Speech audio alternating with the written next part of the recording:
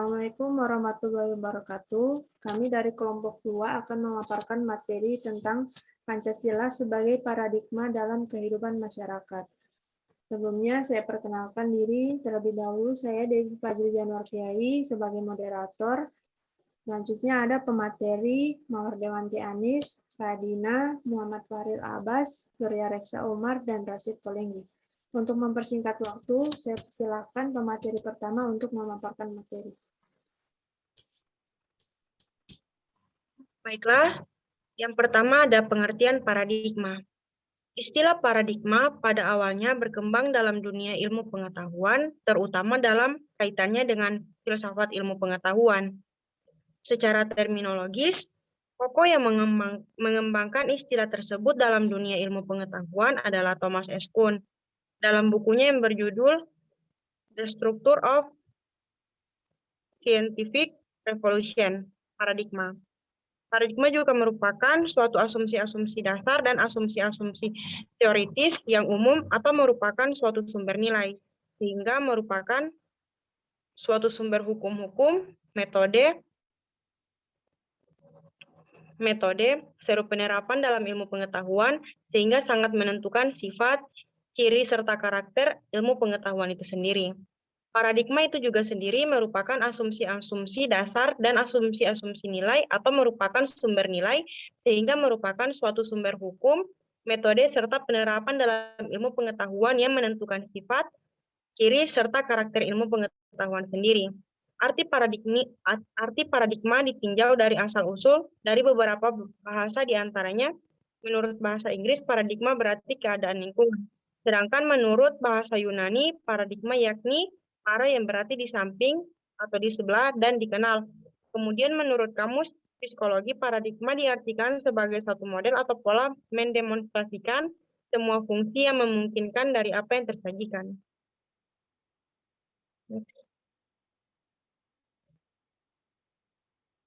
Pancasila sebagai paradigma pembangunan. Saya kembalikan kepada moderator.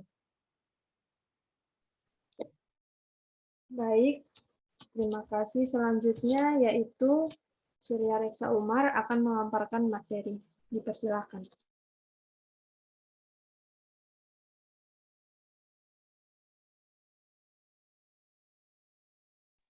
Baik, saya akan melanjutkan pemaparan materi, yaitu Pancasila sebagai paradigma di bidang politik.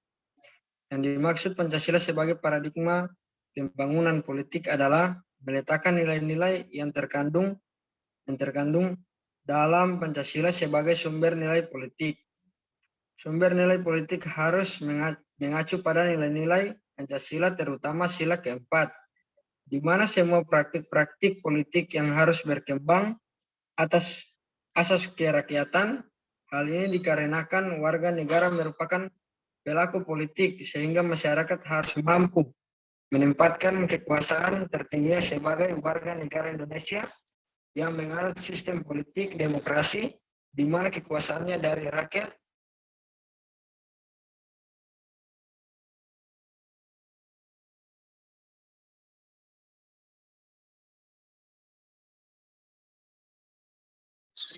Sebagai objek politik.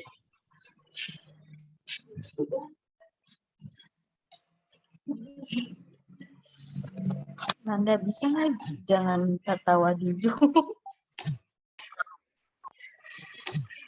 Nanti Nanda hapus ke sana aja yang nggak bisa.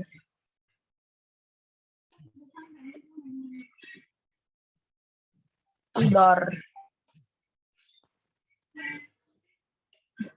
Di balasnya tuh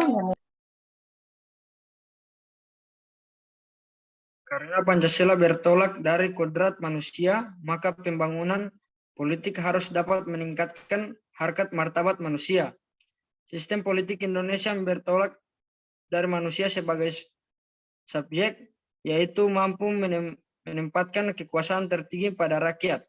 Kekuasaan yang dimaksud adalah kekuasaan dari rakyat, oleh rakyat, dan untuk rakyat.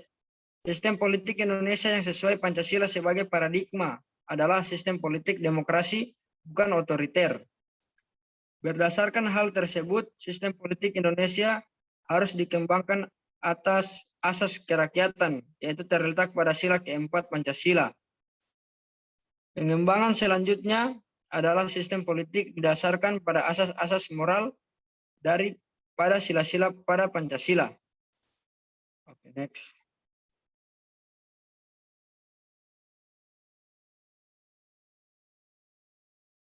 Pancasila sebagai paradigma di bidang hukum. Salah satu tujuan bernegara Indonesia adalah melindungi segenap bangsa Indonesia dan seluruh tumpah darah Indonesia. Hal ini mengandung makna bahwa tugas dan tanggung jawab tidak hanya oleh penyelenggara negara saja, tetapi juga rakyat Indonesia sebagai keseluruhan. Atas dasar tersebut, sistem dan keamanan adalah mengikut sertakan seluruh komponen bangsa. Sistem pembangunan, pertahanan, dan keamanan Indonesia disebut sistem keamanan rakyat semesta. Menurut ketetapan MPRS nomor 20/MPRS/1966, Pancasila merupakan sumber dari segala sumber hukum. Dengan demikian, semua peraturan perundang-undangan di Indonesia harus tidak boleh bertentangan dengan Pancasila sebagai dasar negara.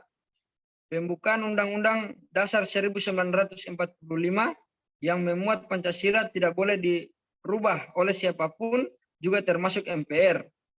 Hal ini didasarkan pada pasal 3 dan pasal 37 karena merubah isi pembukaan berarti pembubaran negara. Baik, terima kasih. Itulah pemaparan saya. Baik, untuk pemateri selanjutnya yaitu Muhammad Fahril Abbas, dipersilakan.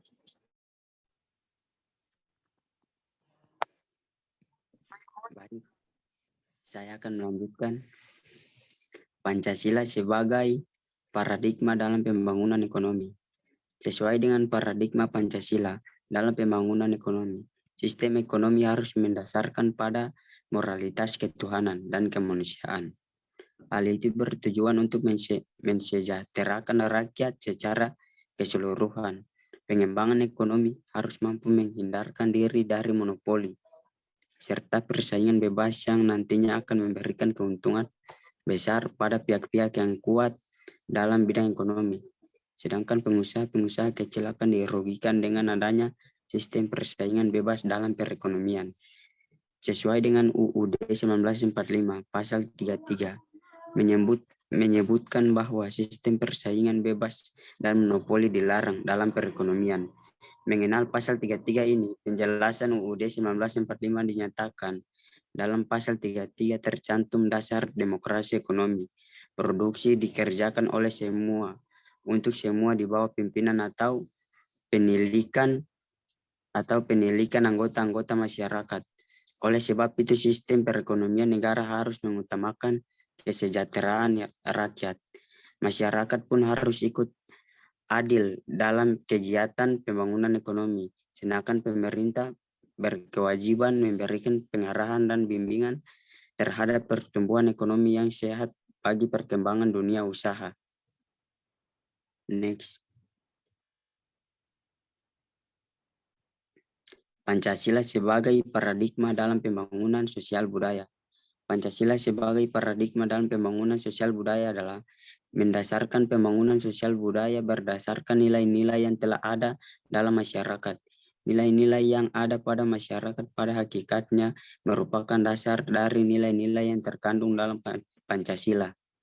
Dalam rangka pembangunan sosial budaya, Pancasila merupakan sumber normatif yang bertujuan untuk meningkatkan sosial budaya. Pancasila merupakan sumber normatif yang bertujuan untuk meningkatkan harkat dan martabat manusia, menjadikan warga negara menjadi masyarakat yang beradab dan berbudaya. Pada era globalisasi, nilai-nilai budaya yang berkembang dalam masyarakat sudah mulai tertimbun oleh budaya-budaya barat yang masuk ke Indonesia. Nyaris semua penduduk Indonesia terpengaruh oleh budaya-budaya tersebut, baik itu budaya yang bersifat positif maupun budaya yang negatif. Dengan masuknya berbagai budaya-budaya baru, masyarakat mulai meninggalkan nilai-nilai budaya yang telah berkembang dalam ruang lingkupnya, dan mereka lebih memilih budaya-budaya bangsa barat yang bahkan tidak sesuai dengan nilai-nilai yang terkandung dalam Pancasila. Hal tersebut membuat masyarakat memiliki sifat-sifat biadab. Contohnya seperti gaya berpakaian yang meniru bangsa Barat, berbagai macam tarian-tarian bangsa Barat yang mengandung unsur pornografi, dan lain sebagainya. Sudah menjadi tugas pemerintah untuk mengingatkan serta mengarahkan masyarakat untuk kembali menerapkan aspek budaya yang berdasarkan nilai-nilai kemanusiaan, nilai ketuhanan, dan nilai keberadaban.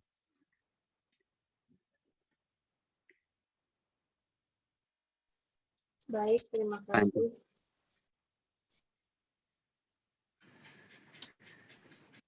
Baik, terima kasih. Untuk pemateri selanjutnya, saya persilakan Radina.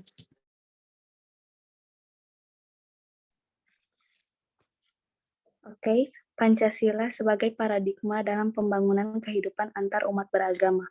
Pada proses reformasi dewasa ini, beberapa wilayah negara Indonesia terjadi konflik sosial yang bersumber pada masalah SARA, terutama bersumber pada masalah agama. Hal ini menunjukkan kemunduran bangsa Indonesia ke arah kehidupan beragama yang tidak berkemanusiaan, karena itu merupakan suatu tugas berat bagi bangsa Indonesia untuk mengembalikan suasana kehidupan beragama yang penuh perdamaian, saling menghargai, saling menghormati, dan saling mencintai sebagai sesama umat manusia yang beradab. Pancasila telah memberikan dasar-dasar nilai yang fundamental bagi umat bangsa Indonesia untuk hidup secara damai dalam kehidupan beragama di negara Indonesia tercinta ini. Manusia adalah sebagai makhluk Tuhan yang Maha Esa, oleh karena itu manusia wajib beribadah kepada Tuhan yang Maha Esa dalam wilayah negara di mana mereka hidup. Pancasila juga telah memberikan dasar-dasar nilai yang fundamental bagi umat beragama untuk dapat hidup secara damai dalam kehidupan beragama di negara Indonesia.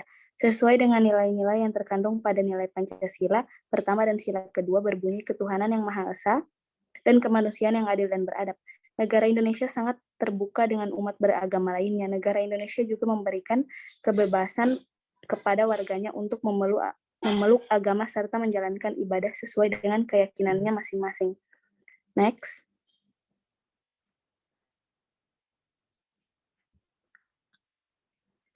Pancasila sebagai paradigma dalam pembangunan IPTEK. Ilmu pengetahuan dan teknologi IPTEK adalah hasil dari upaya manusia yang meliputi aspek akal, rasa, dan kehendak dalam meningkatkan kesejahteraan dan martabat manusia. Pancasila memberikan dasar nilai bagi pengembangan IPTEK sebagai hasil kebudayaan manusia, yaitu harus didasarkan pada moral, ketuhanan, dan kemanusiaan yang adil dan beradab. Kemudian ada beberapa makna dalam Pancasila dalam pembangunan IPTEK, yaitu A. Sila ketuhanan yang Maha Esa memberikan arti bahwa IPTEK tidak hanya memikirkan apa yang ditemukan, dibuktikan, dan diciptakan, namun juga dipertimbangkan maksud-maksudnya dan akibatnya, apakah merugikan manusia dan alam sekitarnya. B. Sila kemanusiaan yang adil dan beradab memberikan dasar moralitas bahwa dalam pengembangan IPTEK haruslah bersikap beradab. Pengembangan IPTEK yang merugikan tidak akan mewujudkan sebenarnya IPTEK, yaitu kesejahteraan. Next. Sila Persatuan Indonesia memberikan arti bahwa pengembangan IPTEK hendaknya dapat menumbuhkan rasa nasionalisme sehingga pengembangan IPTEK dapat memunculkan persatuan. D. Sila kerakyatan yang dipimpin oleh hikmat kebijaksanaan dalam permusyawaratan perwakilan mendasari pengembangan IPTEK secara demokratis, artinya setiap individu dalam melakukan pengembangan IPTEK, para pengembangan IPTEK harus bersikap terbuka, artinya terbuka untuk dikritik, dikaji ulang, maupun dibandingkan dengan teori lainnya. E. Sila keadilan sosial bagi seluruh rakyat Indonesia memberikan arti bahwa pengembangan IPTEK harus menjaga keseimbangan keadilan dalam kehidupan kemanusiaan. Saya kembalikan kepada moderator. Terima kasih. Selanjutnya, Rasito Linggi akan memaparkan materi. Persilakan. Baik, sini saya akan melanjutkan materi dari yang dibacakan oleh Radina. Selanjutnya, macam-macam dari aktualisasi Pancasila. Aktualisasi Pancasila di masa kini sering sekali menjadi pertanyaan. Apakah beda nilai Pancasila masih digunakan di era yang telah menginjak lebih dari 70 tahun sejak Pancasila dibuat? Pancasila hingga saat ini menjadi ideologi atau cara pandang bangsa Indonesia. Itulah salah satu bukti bahwa Pancasila masih dijalankan hingga sekarang ini.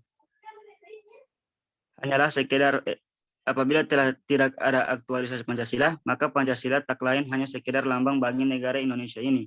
Aktualisasi Pancasila merupakan penuangan nilai-nilai Pancasila ke dalam norma-norma yang berlaku di kehidupan berbangsa dan juga bernegara.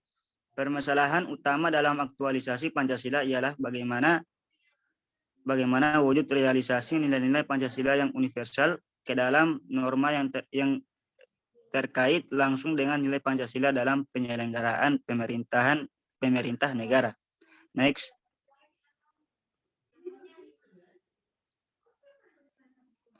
Aktualisasi Pancasila dapat dibedakan atas dua macam, yaitu aktualisasi objektif dan subjektif.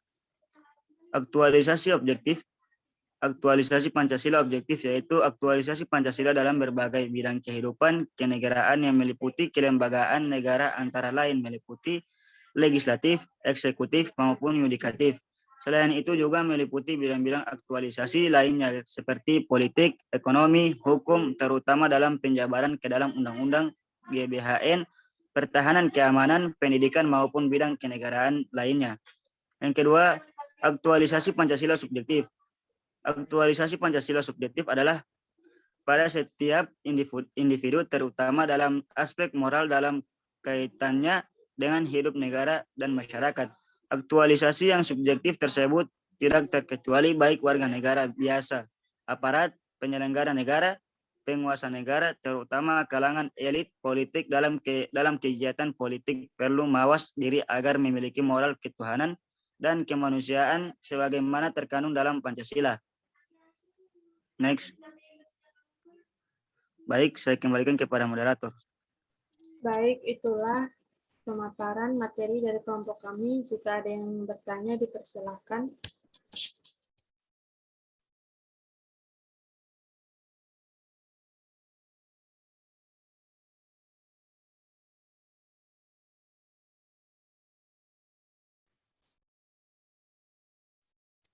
Saya persilakan untuk yang menanya.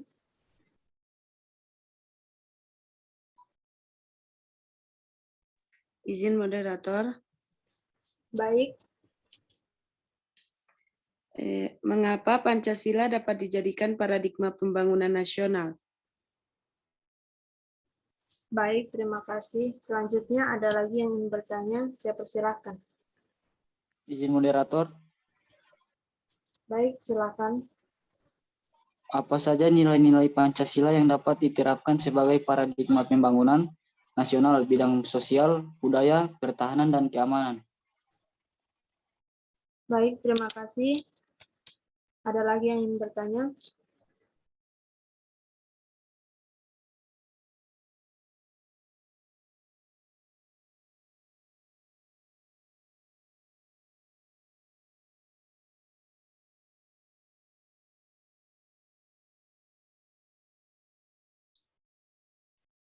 Baik, jika sudah tidak ada, saya persilahkan Mawar Dewanti Anis untuk menjawab pertanyaan.